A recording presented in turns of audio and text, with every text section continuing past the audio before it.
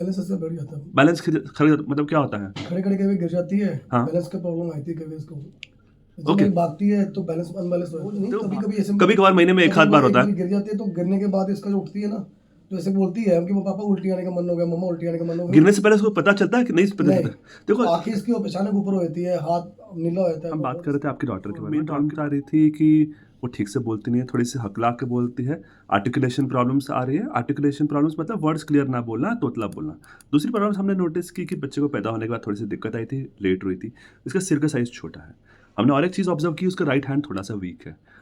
अब अगर हम आपके एमआरआई देखेंगे, एमआरआई में देखिए एक चीज़ हमें क्लियर होती है कि एमआरआई में कुछ-कुछ नुक्स आ रहे हैं। नुक्स ये आ रहे हैं कि जो दिमाग का पीछे का हिस्सा है, जिसको बोलते हैं ऑक्सीपिटल लोब, उसमें ठीक है। दिक्कत आ रही है।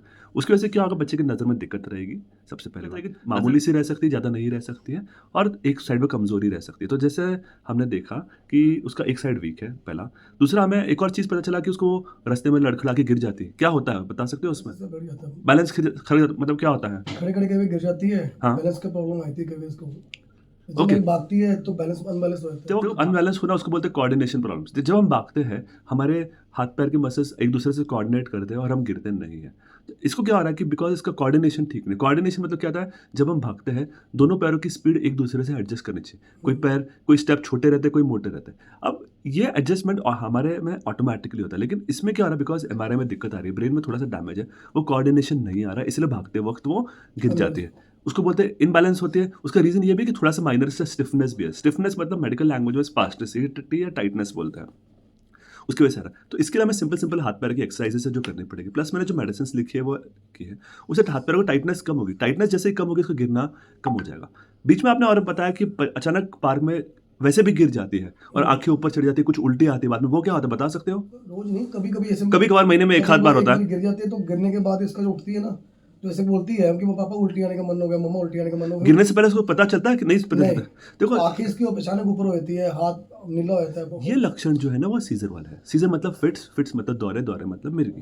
क्या होता है ना, सीज़र में क्या होता है, बच्चा अचानक से गिर जाता है, उसको पता नहीं चलता है कि वो खुद को सँभाल नहीं पाता है। आमतौर पे हम सोचते हैं कमज़ोरी की वजह से आ गए, कमज़ोरी चक्कर होती की है, वजह हाँ। से आ गए। लेकिन कमज़ोरी या चक्कर वाले में जब बच्चे गिरते हैं ना, उनको कुछ ना कुछ अंदाज़ा आता है कि अच्छा, मुझे कुछ दिख नहीं रहा है, मुझे अजीब-सा महसूस हो रहा है, मुझे आँखों में कुछ अंधेरा-सा आ रहा है। ये आता है कमज़ोरी या चक्कर में। इसको ऐसे कोई भी लक्षण नहीं है, अचानक से गिर जाती है सबसे पहली बात।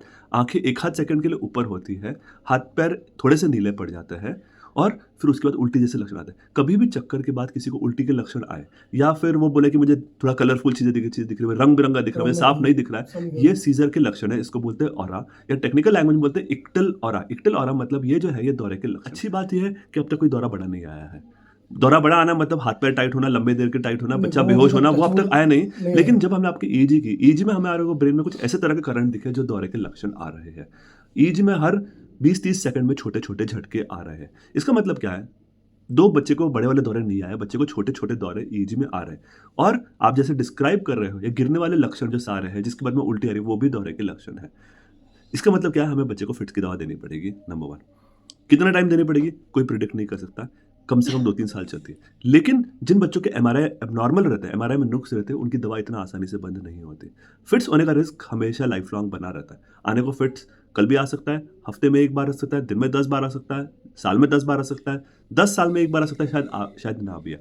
और काफ़ी बार छोटे-छोटे चक्कर वाले लक्षण आते रहते हैं, जो आम तौर पे हम नज़रअंदाज करते हैं। तो ये कमज़ोरी वाले लक्षण नहीं है। 2, लड़की का फिज़ीक बहुत पतली सी है, 10 साल की होगी, उसका अंदाज़ा 20-25 किलो के आस-पास ही है, कमज़ोर सी है। लेकिन इसके जो चक्कर आने का रीज़न ये कमज़ोरी नहीं है, ये फिट्स है। हमेशा कोई भी बच्चा जो लेट चल रहा है, लेट बोल रहा है, बोलने में प्रॉब्लम्स है, हाथ-पैरों में वीकनेस है, उसमें ये चक्कर वाले लक्षण 99% सीज़र वाले होते हैं। और इसीलिए इसको लाइटली मत लेना। इसके लिए मोस्ट इम्पोर्टेंट रहेगा, आप कहीं भी जाओगे, एक इमरजेंसी स्प्रे आती है, ठीक जो आप है। अपने पास कैरी करोगे। वो इसलिए रहता है कि अगर कोई गलती से बड़ा दौरा आ गया